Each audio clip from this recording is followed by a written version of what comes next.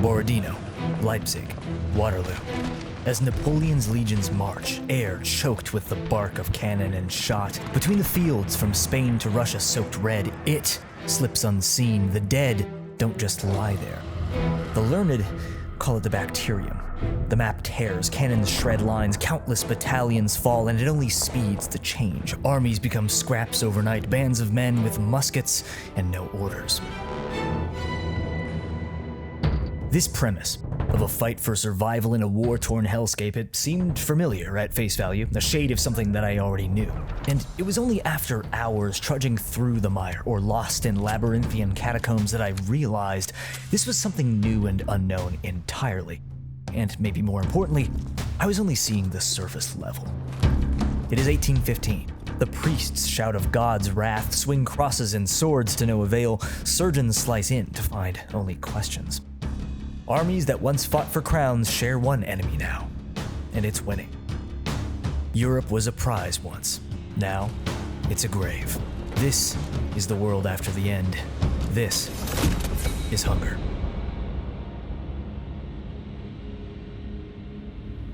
When I sat down to write this video, my goal was that a viewer could come away understanding, on a grand scale, what kind of game this even is. And to be honest, with all the complexities of progression, weapons, tools, build, crafting, and storyline all spinning around in my head after months of playing and speaking with devs, it's hard to know where to even start. So instead, and bear with me here, I just want to show you this.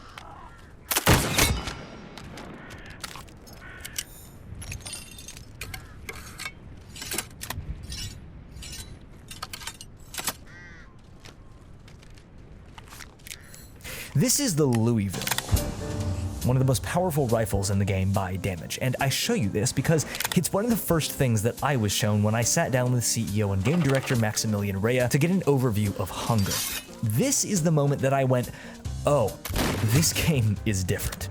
The team of 30 or so who have been making Hunger for the last few years, it's the same group who, almost 15 years ago, Max brought together to make Hell Let Loose, an immersive World War II-based tactical shooter. It was their first game, both successful in many ways and fundamentally flawed in others. Hell Let Loose was almost what you would call milsim. Attention to historically accurate, precise detail was key to much of its fanbase, and that was restricting creatively for the devs in many ways. While the team now known as Good Fun Corp are of course proud of what they started with Hell Let Loose, devs sometimes know when it's time to take those lessons, both mistakes and triumphs, and start fresh. And part of that was immediately pushing in a more unique direction aesthetically.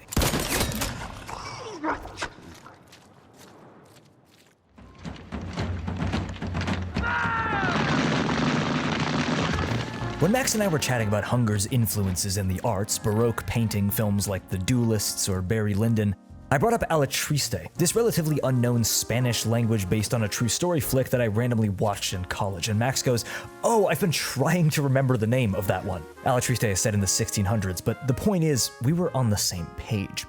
See, this setting, the Enlightenment period in Europe, many people turn away at it by instinct, myself included for many years. They think it's boring. And I think there's something about the right piece of media capturing all of its grit and texture that'll really persuade you otherwise. And like Game of Thrones, with its deep understanding of the medieval and its world building, Hunger brings the Napoleonic era out of this stuffy and impersonal art museum history book context that most know it by, into something far more grounded and often chillingly familiar. In 1810, the world ends. They call it the end, literally, the sudden and overwhelming takeover by what intellectuals have named the bacterium, the virus.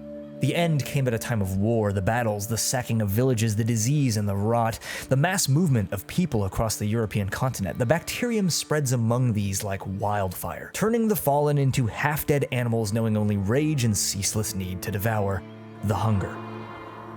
Max and the others writing the lore considered how would people in this period react to a viral pandemic? Where would they go? Prussian, Spanish, French, English, all stranded amongst battle lines that quickly lose all meaning. Those with the means make their ways into topographically cordoned locations, behind the rivers of London, atop a mountain in the steppes of Russia, or in the tidal island of Mont Saint-Michel, now known simply as the Chateau. And this is where you begin. The chateau is a real place in France, of course, and like many aspects of Hunger, it's a what-if version of something that really existed in our 1815. Napoleonic wartime Europe was like a game of political musical chairs, and when the end came, the music stopped. And in the outer ramparts of the chateau, the player will find the result of this diaspora. It's where you'll find the lowliest NPCs, quest givers, traders, and where you can store and sell anything you find, of course. You'll get to know every one of these people and their personalities, your traders, quest givers, the caring and motherly Eloise, the humble but focused Pierrot, a leper scientist obsessed with discovering the secrets of the bacterium, Mr. Sweet, the repulsive but learned libertine who is as cunning as he is pathetically addicted to vices. All examples of the sorts of complex and flawed characters you'd find in the lower rungs of French society in the 1700s. These people yet embellished by quirks which allowed them to not only survive but garner some sort of position after the end. The chateau is both the classic hub world of an MMO and your hideout from some extraction shooters, but Good Fun's intention was that it begins to feel more like a town in a single-player RPG. You meet with others here, share stories, you trade and even craft as part of your profession, which I'll get into later, and when you're ready, you'll depart. Not through the gates out into the open world of a single-player game, but on an expedition. Which is, well, a raid. See, everything that I've described up until now, the layers of lore, the importance of questing and RPG mechanics, I honestly have not even scratched the surface. And it's likely not what many people, especially those like myself initially comparing this game to something like Hunt Showdown, expected. But extraction shooter mechanics, get in, get out, they are still at the core of the game's loop. It's why you're going out there that gets a lot more interesting.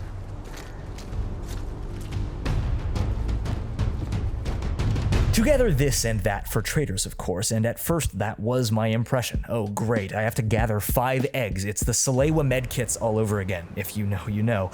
But as I quested and as I found new tools and weapons and accessed new areas, the game really began to open up. If I went into as much detail as I could, we'd be here for an hour. And if you're interested, I will be doing a second video on this game describing the preparation for, engaging in, and the ramifications of an expedition from beginning to end. Subscribe if you want to see that. But in simplest terms, looting, acquisition of better gear or tools, they're a means to an end in Hunger, but not the end themselves.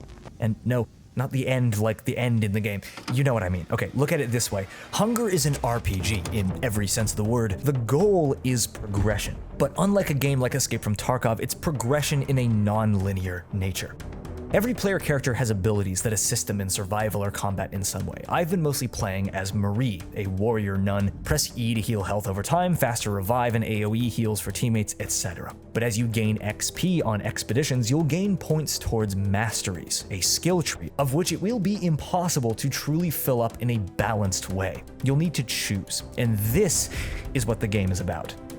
As of writing, I've spec'd my level 40-something Marie almost completely into the martial category, skills that assist in bladed combat and stamina, simply because, well, in one of my first missions, I found a rapier, which uses slightly ranged, precise stabbing attacks, and I love this thing. Many players, like me when they start, will rely on guns. Guns are super fun and have extremely important utility, but like everything in Hunger, they're a tool, and are sometimes a huge disadvantage. Take the Louisville, remember it? One of the highest damage weapons in the game, ammo for it is very common, but it has a 13-second reload. The Volant, a magazine-loaded rifle, much faster fire rate, rarer ammo type, and significantly less damage per shot. But all Hunger enemies stagger when headshot, allowing you to cheese the big ones with repeated headshots, so here's where it can do its job best. The End was a catalyst for technological experimentation, drawing upon both the old and the cutting edge. And Hunger features an arsenal of speculative weaponry based upon things being researched or ideated at the time of its setting. But the more experimental, the rarer a weapon's munitions, the more specific its utility. And at the end of the day, I personally often rely on my rapier as my primary weapon. But that's just me.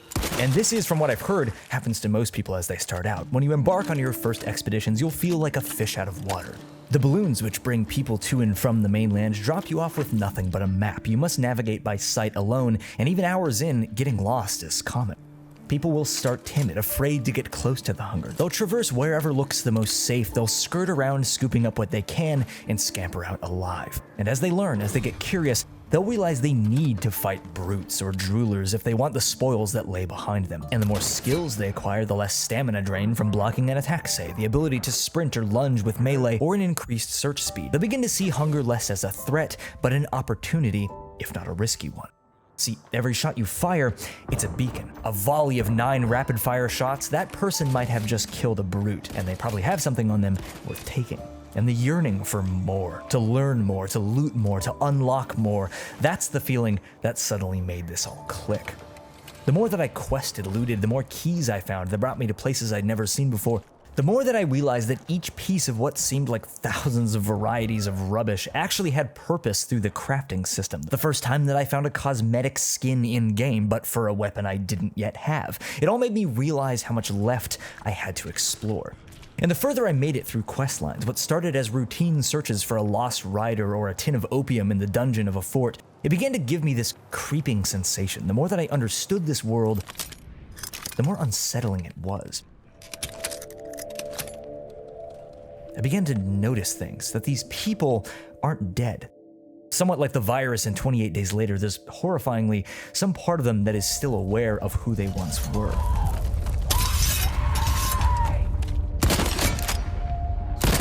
The virus, the bacterium itself, does not kill. The wounded, the sick, the old and dying, it sits dormant in them. Lung diseases, cancer, a musket ball shot, or an open blade wound. It waits for that moment when one is most weak and falls, and it grabs hold, keeping the body in this halfway state of animalistic rage. And as the bacterium is the catalyst for the hunger, so might the end have been for something dark lying within civilization, bringing forth this leap of technology, yes, through desperation, scientists and engineers scurrying to develop tools for warfighting and survival, but also unlocking the worst qualities in those with power, bloodlust, control, wrath. How the end marked opportunity for the most sadistic. What horrors had the rogue arms of the French military been performing in their reign over this dying mainland? Who was really controlling things higher up in the chateau, allowing these expeditions out, and why? See, the outer ramparts of the chateau where I am here, it's just the first layer, where beggars, lepers, soldiers, and common laborers survive as best they can. After completing certain questlines, players will be let into the Cauldron, the place of the industrial and working class, forgers, smiths, and an entire new series of NPCs, quests, and opportunities. And then, after a few dozen more hours, there's the next level, the galleries, the home for the merchant class. This is where players will finally gain access to a player-controlled trade economy, a flea market, if you will. And then there's the next level, and the next. The chateau is a literal hierarchy, a physical manifestation of the social stratification of modern European society. There's this uncanny sense of underlying rot in this world, of the greed and violence of man that predates the end. The hunger, not just those turned by the bacterium, but of us, not just for power and wealth, but for blood, for the ability to take that which is not ours through force, to conquer. And I realized after 30-something hours in game, still stuck in the outer ramparts, that I wanted to get to the top. I was addicted.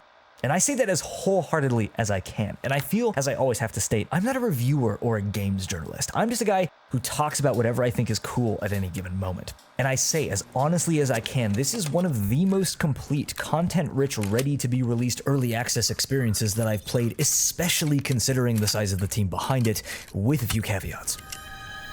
Performance and optimization, for one. While it has been drastically improved since I started playing, it still leaves a lot to be desired, and there are many little quality of life issues that the devs are constantly taking feedback and working on. Psycho Ghost, or Mike, who's also been playing, he got to level 40-something in the game without any in-game map, which it blows my mind, by the way. Rest assured, after his feedback, you now receive one in your first or second quest.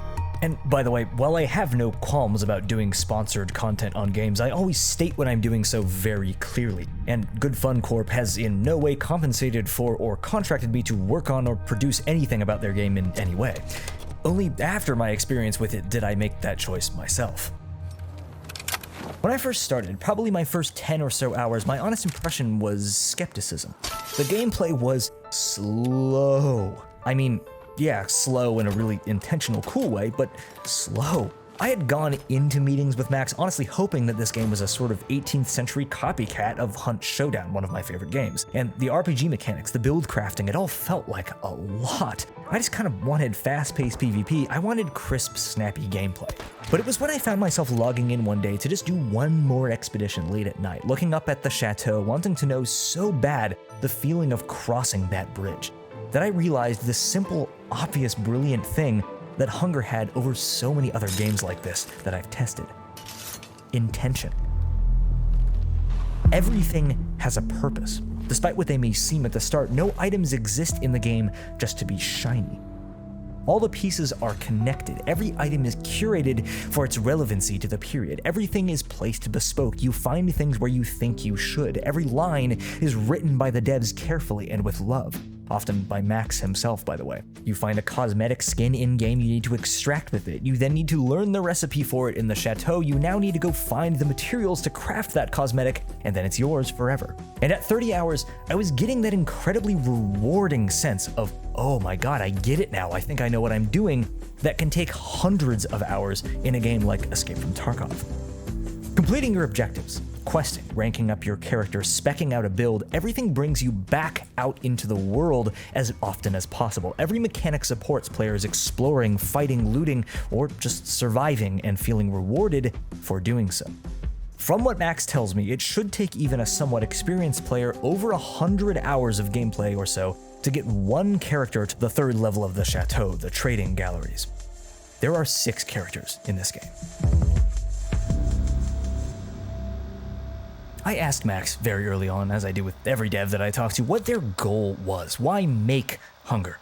With Hell Let Loose, he told me, they just wanted people to be able to play Band of Brothers with their friends, and with Hunger, they had more experience, so the goal was a bit more complex. The hope, ultimately, was for a world that felt rich, for a tight, predictable system of mechanics which felt malleable as you came to understand them and their utility. The game would feel extremely foreign at first, and then come alive with experience, the chateau becoming your home, Jacques Bridge and Somber Forest and Sarlat Farm and the Bastille and onwards, being places filled with a sense of wonder and foreboding, that the stylization, the setting, was not just cosmetic, but allowed for specific and unique gameplay opportunities found nowhere else. Ultimately, that Hunger could become what I, personally, think is something new. Essentially, a single-player RPG that, rather than the classic gear degradation or death punishment with checkpoints, leveraged extraction mechanics, infill, looting, permadeath as the catalyst for fear, for loss. And with the game never wiping, dungeons and boss fights would act as the final gear sink to flatten out the economy from those high-level players. Oh, I never mentioned dungeons or boss fights. Yeah, let's get into that. Now, again, I will delve into this stuff much more in my next video on Hunger, so again, subscribe if you want, but every map will have a dungeon, an enormous compound underneath the map locked behind a special named single-use key. Each map's dungeon will be different both in aesthetics and design and approach. A labyrinthian maze of catacombs or a vertical descent into hell, for example. They'll be filled with mini-boss level AI as well as unique Hunger to dungeons. They'll have traps and movement puzzles. You think you can jump that way? What do you mean jump that way? Oh, like, you mean jump around this? Bro, you just went for it. It's me. Jesus. Dude, I cannot jump around the corner here, right? No. I have to go back and then jump from the... Oh my god, I hate watching you do this. Oh, okay. And of course, the best guaranteed shot at good loot anywhere on the map. Oh, my god. Blood box. Okay, purple armor. Zealot's Tower 23 slot backpack, dude. Yeah, take that one. Are you kidding me? No, dude, come on. Yeah, I have one already. Oh my god, it's so huge. Getting carried right now, dude. I'm getting carried. Unlike an MMO, you aren't barred from entering any place in Hunger's maps as long as you have the right key. You can go anywhere. But the right gear will be needed here. And while it may seem easy for Mike and I to clear this place now,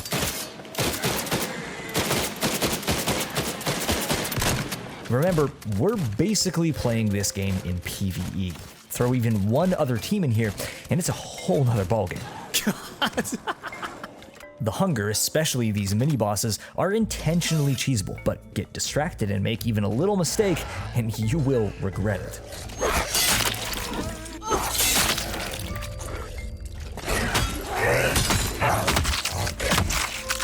and at the center of the dungeon will be the boss room door. Boss fights are not the end game of Hunger. Again, that's progression, the chateau, but you will need to be high level to fight a boss. Each map was once the domain of some figure, Jacques de Molay on the map Jacques' Bridge, for example, and the bacterium turned their worst qualities into the most monstrous version of themselves. And deep in each dungeon is their domain, except you don't fight them here. Players will need to discover the boss room door first by grabbing a token for it in the dungeon and then extracting. Then, in the chateau, they unlock a new location on their expedition map, the Blood Room in the case of Jacques de Molay, which, using a boss room key often found in dungeons, will be able to be loaded into as a PvE-only mission, essentially a Souls-like boss fight with that given boss. If they win, which Max tells me will require a full team likely with fully legendary level gear and weapons, the boss will drop very high-level stuff, including cosmetics that you can then apply permanently to your character. But if you die, you of course lose everything you had on you, as well as then needing to unlock the dungeon, clear it, extract the boss room door token again, use a boss room key if you want to fight them again. Essentially, you're not going to be running this back over and over with ease. This is where the high-level players will go for the ultimate challenge, to run the dungeon to get keys or to die, as newbies like me are still creeping about in the fields and barns of the overworld. So what kind of game is Hunger? Well, not one that has really existed before. And I would honestly feel that this is all too ambitious if I hadn't played it already myself. Is this game gonna be for everyone? Hell no. If you're looking for quick W key headshot flick PvP, well, yeah. But I think that even those like me, going in expecting a simpler experience, over time, they will begin to grasp the complexities, the possibilities, and see how addicting it is to try to make it further. They'll walk out of a camp they've just looted, see a windmill in the distance and think, I want to know what's in there. They'll see how everything fits together into an experience that's never quite existed. And then, like me, they'll be hungry for more. And I haven't even touched the game in PvP yet. Next time. I'm Riloe and I like to talk about stuff I think is cool. I hope you enjoyed. Subscribe if you are new here and you haven't yet. And I will catch you very soon. So before you go, I do want you to go and check out Psycho Ghost's channel. He's played the game a whole lot more than I have and will be showcasing all of his own gameplay in a very different way than I do. So please go give him some love over there. If you are new to my channel, thank you so much for checking this one out. And if you dig my style of sort of looking at games through a lens more of art and design like this, I'm sure you'll enjoy the other stuff that I do. So subscribe if you haven't yet. And of course, I want to just give a huge thank you to everyone at Good Fun Corp. It's not just Max over there, although I've talked to him the most. Everyone responsible for the game is obviously incredibly talented and working super hard on getting this game ready to go right now, especially whoever gave me the HUD on-off toggle hotkey like I requested. You do not know how much of a difference that made. Anyway, if you've made it this far into the video, leave a cheers in the comments. Have an excellent rest of your day, and I will catch you next time.